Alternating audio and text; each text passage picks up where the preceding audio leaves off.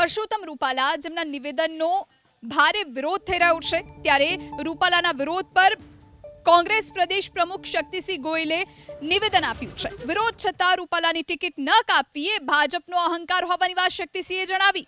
મા દીકરીઓનું અપમાન કરતા ભાજપે ટિકિટ ન કાપી હોવાની વાત તેમણે કહી। ભાજપના અહંકાર તોડવા શક્તિસિંહે આહવાન કર્યું છે। તો રૂપાલાના વિરોધ પર કોંગ્રેસ પ્રદેશ પ્રમુખ શક્તિસિંહે નિવેદન કર્યું છે।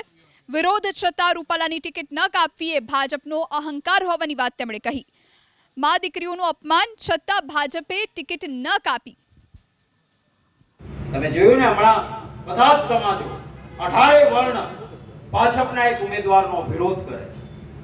આ દેશની એક મા દીકરી બહેનનો એને અપમાન કર્યું છતાં ભાજપ વાળાની ટિકિટ રદ નથી કરી।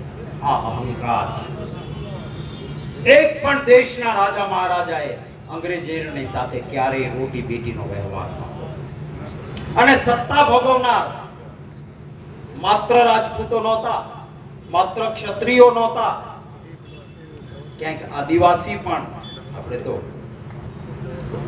બિલકુલ મેળા પણ આજે ભરાય છે આદિવાસીઓના રજવાડા હતા, ક્યાંક ઠાકોર સમાજના રજવાડા હતા, ક્યાંક બક્ષી પંચના પણ હતા, બ્રાહ્મણો પણ રાજા મહારાજા હતા અને પાટીદાર એટલે જ કહેવાયા કે એમની પાસે પટ્ટા અને રાજ હતું તો પાટીદાર પણ એમાં હતા।